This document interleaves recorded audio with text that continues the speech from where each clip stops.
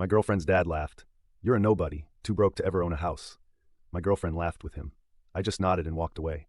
Years later, I own 3 houses, while she's stuck in a cramped apartment, and her dad lost everything. Now they both call and text me 100 times a day.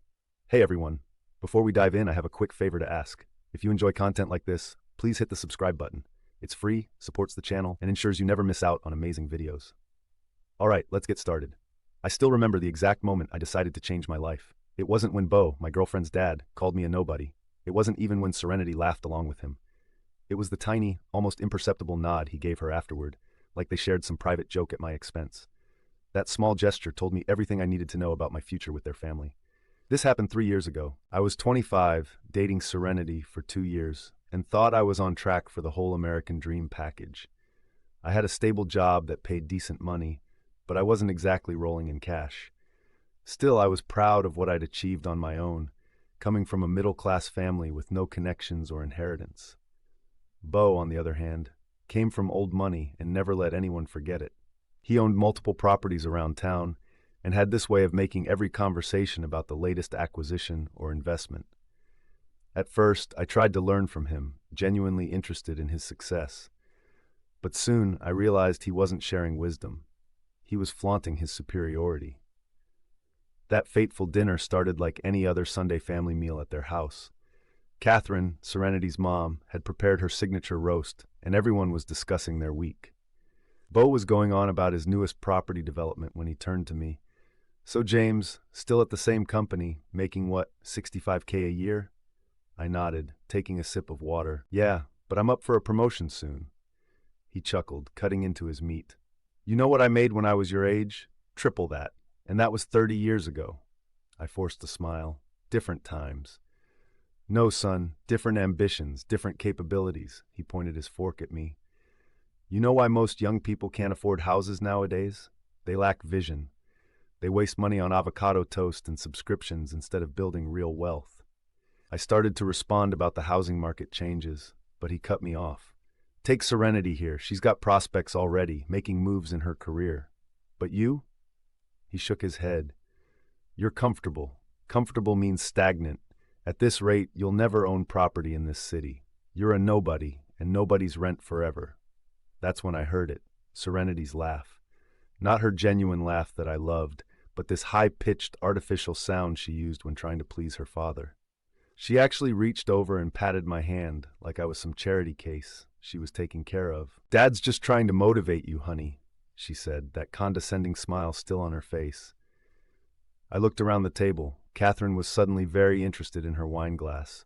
The air felt thick, heavy with unspoken judgments. And that's when Bo gave Serenity that tiny nod, that subtle, "we're better than him" acknowledgement that broke something in me. I didn't make a scene, didn't defend myself. I just stood up, thanked Catherine for dinner, and walked out. Serenity followed me to the door, confused by my overreaction. She actually said, "You know how Dad is, just laugh it off." But I was done laughing, done being the joke. I drove straight to my best friend Kennedy's place. Kennedy worked in finance and had been trying to get me interested in investment strategies for years. I'd always played it safe with my money, but that night something changed. We stayed up until 3 a.m., planning, looking at market trends, property values, and potential opportunities. My sister Everly joined us around midnight, bringing coffee and her business expertise. By sunrise, I had a solid 5-year plan. The next day, I broke up with Serenity. She was shocked, kept saying we could work through this, that I was being too sensitive. But when I mentioned her laugh at dinner, she got defensive. "What, I can't laugh at a joke now?" "No," I said. "You can't laugh at me anymore." That was 3 years ago. I just finished setting up my property management dashboard for my latest acquisition, and a familiar name popped up in my notifications. Bo's trying to connect on LinkedIn again. 4th time this month. Guess he finally realized that nobodies can become somebodies, and sometimes they become exactly who they needed to be all along. Update. First, thank you all for the overwhelming support on my last post. I didn't expect it to blow up like that. A lot has happened, and I've been hesitant to post an update because I wanted to make sure everything was concrete before sharing. Remember how I mentioned Bo trying to connect on LinkedIn? Well, that was just the beginning. Last week I got a text from an unknown number.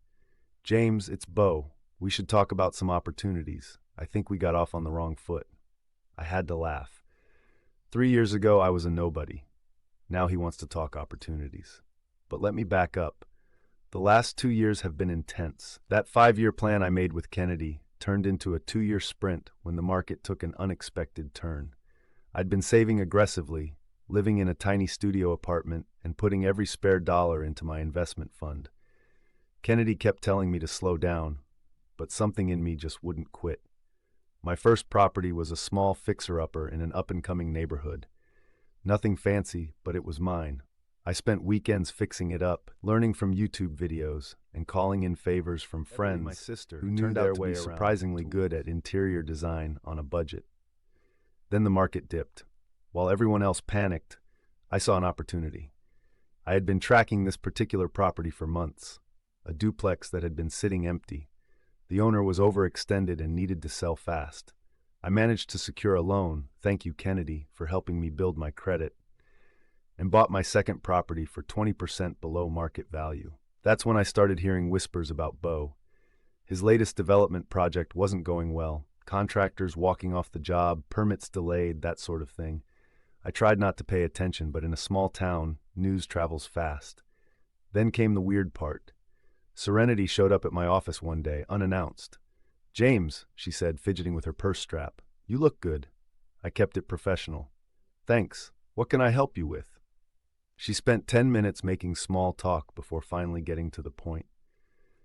Dad's working on this amazing development project, really exclusive ground floor opportunity. We thought maybe you'd be interested in investing. The irony wasn't lost on me. Why would a nobody like me be interesting to your dad now? She flinched. That was years ago. People change. Dad's changed. He really respects what you've built. What I built without his help or approval, I said. Please tell your dad I'm not interested. She tried a different angle. James, we had something real. Maybe this could be a fresh start for us too. That's when I realized she hadn't changed at all. Still trying to please her dad, still seeing me as a means to an end. No, Serenity. We didn't have something real. We had something convenient that fell apart the moment it was tested. Please don't come to my office again. A month later, I closed on my third property, a small commercial space in the downtown area that nobody wanted because it needed major renovations. But I saw its potential. While everyone else was chasing the next big development, I was quietly building my portfolio with properties I could manage myself. Kennedy thinks I'm working too hard. Maybe he's right. But every time I get a new property ready for tenants, I feel this quiet satisfaction that no amount of money can buy. It's not about proving Bo wrong anymore. It's about proving myself right. Last night, I got another text from Bo. James, I know we have our differences, but I have a proposition that could benefit us both. Serious money involved. Call me. I showed the text to Everly over dinner. She just shook her head and said, Funny how people only remember your number when they need something. The text kept coming. 3 more today, each one more urgent than the last. Something's definitely wrong in Bo's world, and he thinks I'm his solution. But here's the thing. I don't need to be anyone's solution anymore. My properties are doing well, my tenants are happy, and I'm building something sustainable. No quick fixes, no shortcuts, just steady growth. This morning I saw Serenity at the local coffee shop. She was arguing with someone on the phone about rent payments. Our eyes met briefly, and for a moment I saw something like regret flash across her face. She quickly looked away and hurried out. I should feel vindicated. Isn't this what I'd worked for? To prove them wrong? But watching Serenity stumble through the reception, trying to maintain her dignity while her world crumbled, felt hollow. The final straw came yesterday. Bo showed up at one of my properties while I was doing routine maintenance. He looked terrible. Expensive suit gone, replaced by worn khakis and a faded polo. James, he said, hands in his pockets. I know I don't deserve any favors, but I have a deal. A guaranteed return. I just need a small investment to get things rolling again. Like the deal you offered 3 months ago? I asked. He flinched. That was different. This is solid. I've got all the paperwork. Stop, I said. Just stop. He did something then that shocked me. He started to cry. Not dramatic sobs, but quiet tears of a man who'd lost everything. "I don't know how to be nobody," he whispered. I stood there, paint roller in hand, watching this man who'd once seemed so powerful crumble in front of me. And I realized something. I didn't want this. Any of it. I'm successful now. My properties are doing well. I'm expanding into new areas. But watching Bo and Serenity's fall from grace hasn't brought me the satisfaction I thought it would. Kennedy says I'm growing up. Everly thinks I'm too forgiving. But yesterday, I did something I never thought I would. I sat down with Bo and helped him create a realistic budget. Not as an investor or a savior, but as someone who remembers what it's like to start over. This morning, I got a text from Catherine. "Thank you for showing him kindness he didn't deserve. Maybe that's the real revenge, becoming someone who doesn't need it anymore." Final update. Remember when I helped Bo with that budget plan? Turns out that was his last attempt at manipulation. I discovered he'd been showing that budget to potential investors, dropping my name as his financial advisor to lend credibility to his latest scheme. That was the moment any remaining sympathy evaporated. Last month, I received a thick envelope from Catherine's lawyer. Inside was a detailed record of every property deal Bo had ever made, including the fraudulent ones. Catherine had kept receipts, all of them, for 30 years. "I'm not proud of staying silent," her note read, "but I'm doing what's right now." I took those documents straight to Kennedy. 3 hours later, we had mapped out every shell company, every misleading contract, every investor Bo had deceived. His entire house of cards was laid bare on Kennedy's dining room table. "You know what's interesting?" Kennedy said, reviewing the papers. "The building where Serenity's new studio apartment is? It's one of Bo's hidden assets.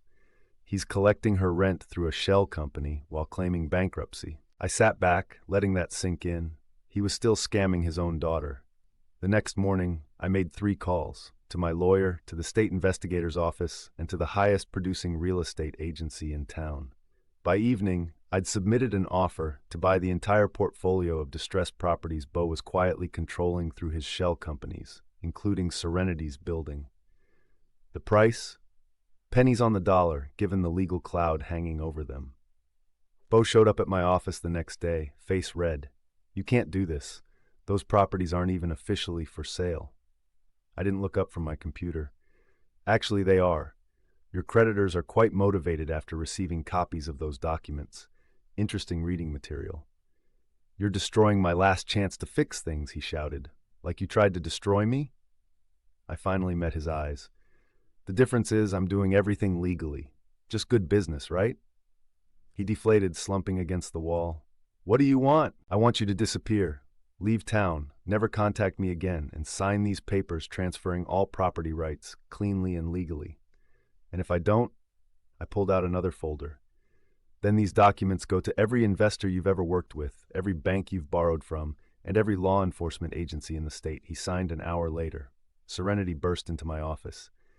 "How could you? That's my home." "Your home?" I raised an eyebrow. "You mean the apartment your dad's been collecting rent on while claiming poverty? While you sold your designer bags to make payments? Some father." She went pale. "What are you talking about?" I showed her the paperwork, watched as she read through it, her hands shaking. When she looked up, something had changed in her eyes. "What happens now?" she whispered. "Now, you have a choice. You can keep renting from me, transparently and legally, or you can move out. Your father's hidden assets are being liquidated to repay his investors. He's leaving town." Just like that, she left without another word. Later that night, Catherine sent a text. "Thank you for ending this. This now, we can all move forward." 2 days ago, I finalized the purchase of all Bo's hidden properties. The portfolio doubled my holdings overnight. The state investigation into his dealings is ongoing, but I'm clean, just a savvy investor buying distressed assets. Yesterday, I got an email from Serenity. She's moving out of state following a job opportunity. Her last line read, "I understand now what real strength looks like. It's not in putting others down. It's in rising above while they fall on their own." I didn't respond. This morning, I signed the papers to launch my own property investment firm. Kennedy's coming on board as a partner.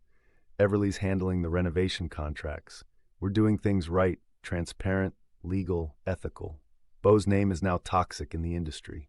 His empire is mine, his daughter's gone, his wife's free, and I did it all without breaking a single law. They say success is the best revenge, but here's what they don't tell you. True revenge isn't in watching your enemies fall. It's in becoming so powerful that their fall becomes just another business opportunity. My phone still buzzes with messages from unknown numbers. I don't read them anymore. There's nothing left to say. Like today's story? A super thanks helps me keep bringing you the best daily content. Your support means I can keep doing what I love. Thanks for being awesome.